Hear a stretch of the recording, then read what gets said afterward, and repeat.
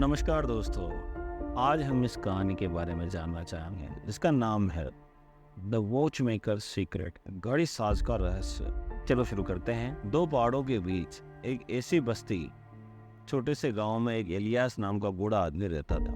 वह गांव का घड़ी साज था और उसका काम गांव वालों को लगभग जादुई लगता था। उसकी दुकान गांव के चौराहे के एक कोने में स्थित थी, जिसकी खिड़कियों में टिक टिक करती घड़ियां और चमचमाती घड़ियां सजी रहती थी, जिनमें से हर एक बेहद जटिल और खूबसूरत होती थी। उसकी घड़ियां की हल्की टिक टिक की आवाज गांव की पथरीली गलियों में गूंजती रहती, जिसके पूरे गांव में अपनी एक अलग ही लय बन जाती। इलियास एक शांत आदमी था जो अक्सर अपनी कला में खोया रहता था। उसका कोई परिवार नहीं था और हालांकि उसके लोग उसे दयालु समझते थे, वह अपने आप में रहस्यमय था।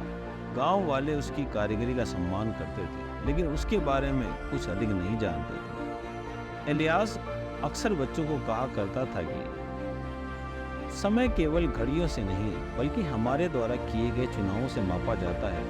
समय, वह कहता है, हमारे व्यक्तित्व का प्रतिबिंब होता है। एक ही दोपहर सैमुअल नाम का लड़का एक इलियास की दुकान पे आता है।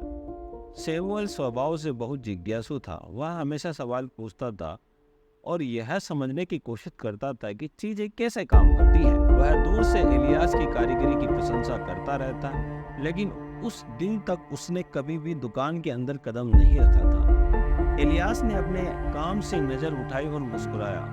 आओ बच्चे, उसने कहा, घड़ियों की दीवार की ओर इशारा करते हुए। आज यहाँ आने की वजह। सैमुअल कुछ देर के लिए झिझका, फिर बोला, मैं हमेशा से जानता हूँ कि आप ये घड़ियां कैसे बनाते हैं। उसने सुनहरी रोशनी में चमकती घड़ी की ओर इशारा करते हुए कहा। इलियास हल्के से हंसा।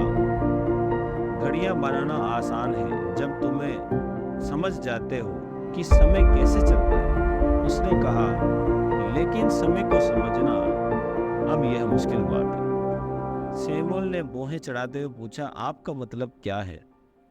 इलियास ने अपनी कर्ण नीचे रखे, सैमुअल को बैठने का इशारा किया। समय, उसने कहना शुरू किया, सिर्फ घंटे और मिनट नहीं, समय क्षणों से बढ़ता है। ऐसे समय जो यह निर्धारित करते हैं कि हम कौन हैं, हम इन समय पर क्या करते हैं, यह हमारे जीवन को सुंदर करता है। लड़के ने सर हिलाया, हालांकि वह पूरी तरह से समझ नहीं पाया। क्या आप समझ सकते हैं?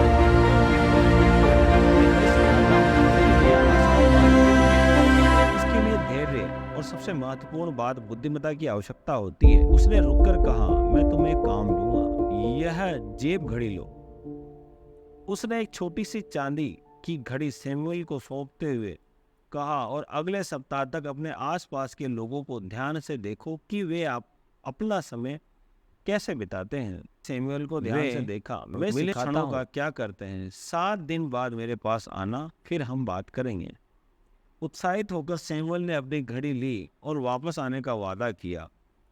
अगले हफ्ते तक उसे ध्यान से देखा जैसा इलियास ने उसे निर्देश दिया था।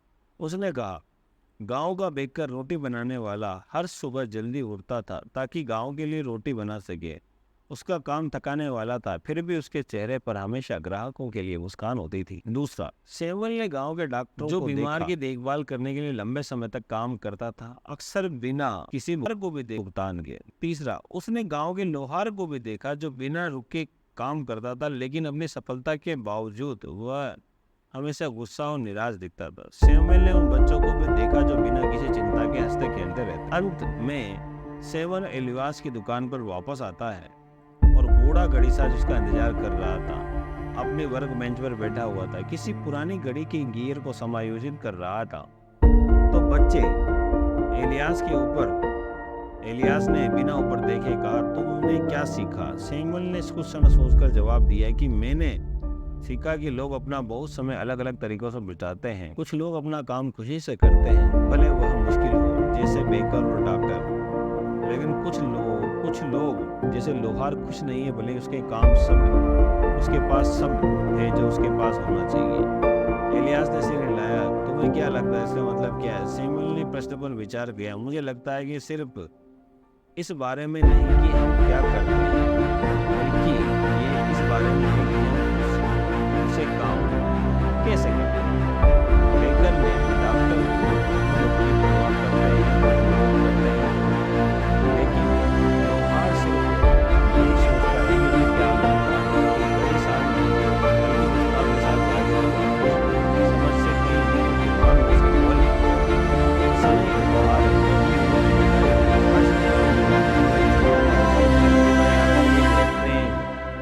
के साथ करने वालों का, या फिर स्वार्थ या लालच और क्रोध के साथ कार्य करने का। वह रुका सैमुअल की आंखों में गहराई से देखा।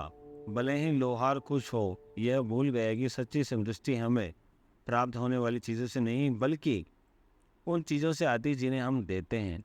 बेकर और डॉक्टर खुश हैं, लेकिन वह अपने समय दूसरों को देते हैं। बच्चे खुश हैं क्योंकि वो वर्तमान में जीते हैं, बिना किसी बात के चिंता किए उनके पास क्या नहीं है। सैमुअल ने सिर हिलाया, आप समझते हुए एलियास का मतलब क्या था। तो एक समय आईने की तरह है। उसने एलियास के पहले शब्दों को याद करते हुए कहा कि हमें दिखाता है कि हम कौन हैं। बिल्कुल, एलियास ने उत्तर दिया,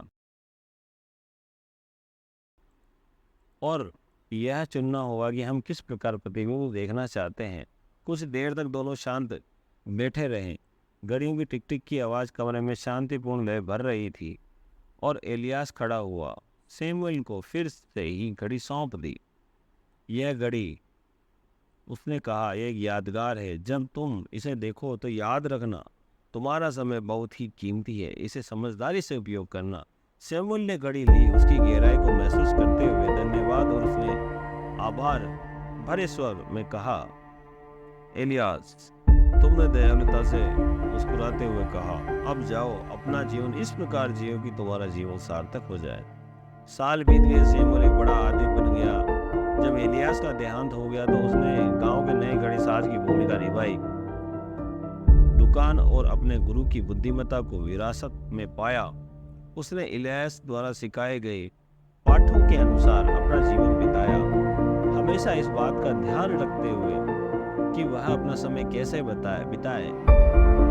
सैमुअल ने अपनी कुशलता के लिए ही नहीं, बल्कि अपनी दयालु गुणवत्ता और उदारता के लिए भी प्रसिद्ध हुआ।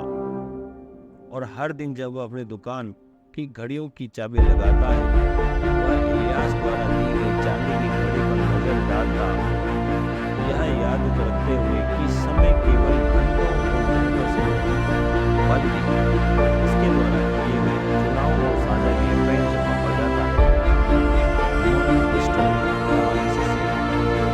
समय हमारे पास वर्तमान चीज है, हम इसे कैसे इस्तेमाल करते हैं, हम क्या कर रहे हैं, तय करता है।